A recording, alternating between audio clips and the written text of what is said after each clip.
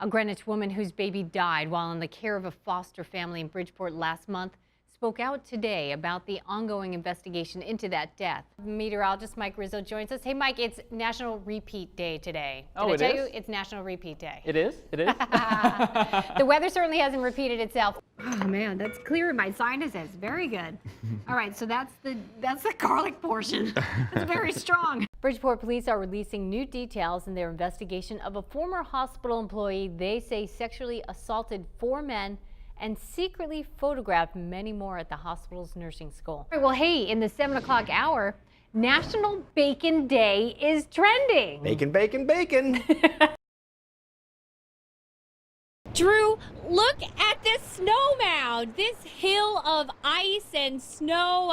I mean, this is just piled up from the past storms over the past few weeks, and now it's snowing again. Lifeguards say dangerous rip currents have formed as a result of Tropical Storm Hermine, and they're warning swimmers to think twice before hitting the surf. Police say Pedicus grew up and lived in the actual home they say he burglarized twice. Police say this gave him the advantage to pull off the heist.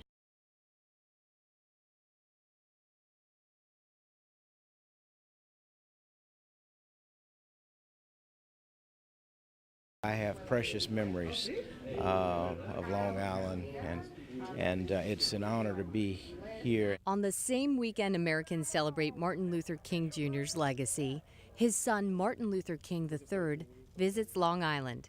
He was the keynote speaker for the Islip NAACP Legacy Gala Saturday at Brentwood Country Club. It really is meant to have all of us pause, to cause all of us pause, to see and think about how we are living out the legacy of Dr. Martin Luther King Jr. My father left us when I was 10. My wife and I have a 9-year-old daughter, and I want to make sure that I'm able to work with others to put things in place for her and generations yet unborn. One attendee recalls that April day in 1968 when she and her mother learned the civil rights leader was assassinated.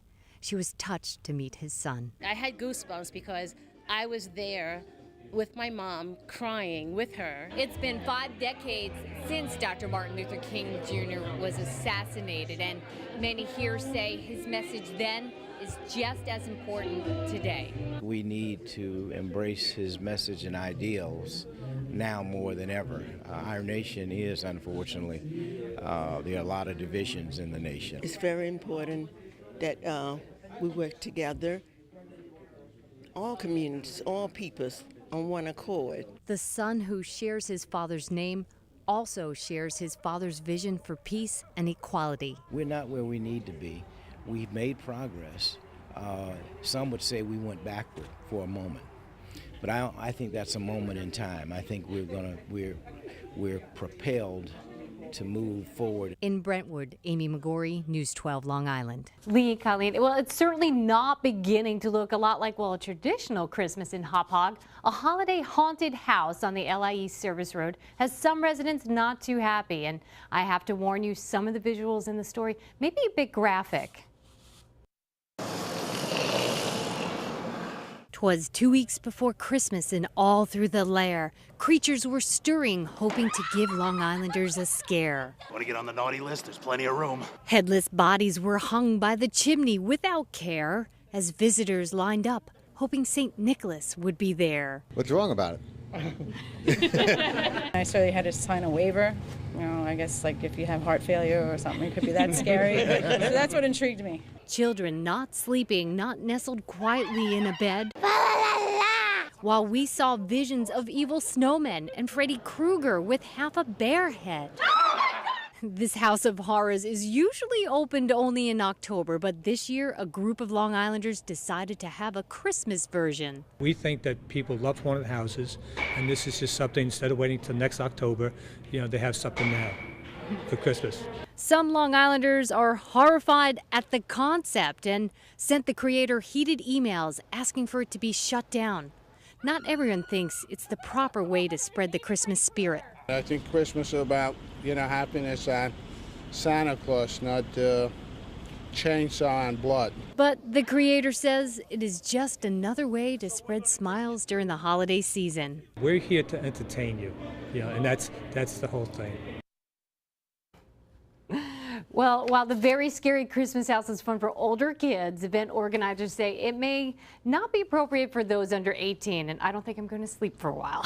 Yeah, it's okay. We big kids, no, Definitely not for anybody under 18. Bridgeport officials tell us they have lost one of their own in a car accident. Police say 34-year-old off-duty firefighter Jimmy Jones died after a car accident on Bishop Avenue near Connecticut Avenue yesterday afternoon. Friends and family set up a memorial at the scene. Police say Jones's son was also in the car. We're told he survived the accident and suffered a broken leg. Police say it was some of Jimmy Jones's truck mates who responded to the scene. It's unclear what caused the accident. We're told Jones had been a Bridgeport firefighter for more than 8 years. We'll keep you updated on arrangements for him. And Bridgeport and state police were on the scene of a rollover in the Park City this morning. This is a look at the accident on Congress Street near the Bridgeport Police Department around 1:30 a.m. Bridgeport police tell us the accident may have been the result of a road rage incident. A Bridgeport man is facing charges today after police say he killed a teen in a gang-related shooting. Police say the homicide happened on Friday morning around 11:30. They tell us 17-year-old Khalil Diaz was sitting in a car at Madison Avenue and Grand Street when 19-year-old Deontay Tomlinson shot and killed the teen. Some city leaders say this attack showcases a problem within the Park City. It broke my heart about what happened. We have a lot of work to do, especially with those kids where they don't know where to go, they don't know where to talk, they don't know where to walk. Police tell us the attack was part of an ongoing fight between rival gangs from the Green Homes and Trumbull Gardens housing projects. Hundreds of people came together at the Beardsley Zoo in Bridgeport this weekend to get some exercise and raise money for a good cause. The zoo held a Walk for Wishes yesterday. News 12 Connecticut's own Christy Olds emceed the event that benefits Make-A-Wish Connecticut. Organizers say this fundraiser is essential for granting more children's wishes. When you have a child or children with a life-threatening medical condition, your world is focused around those children or around that child.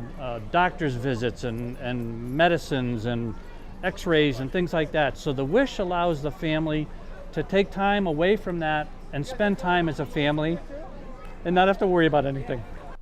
Oh, that's nice. Well, organizers say they wanted to raise $100,000 at yesterday's event. They say the money would be able to pay for wishes for 10 Connecticut kids. Here's another sweet thing. It's National Chocolate Chip Day. Back in 1937, a woman reportedly invented the morsels when she chopped up Nestle chocolate bars into her cookies while working at the Toll House Inn in Massachusetts. Eventually, she reportedly signed a deal with Nestle's to print her famous Toll House cookie recipe on their packages. In return, she got a lifetime supply of chocolate. Not a bad deal.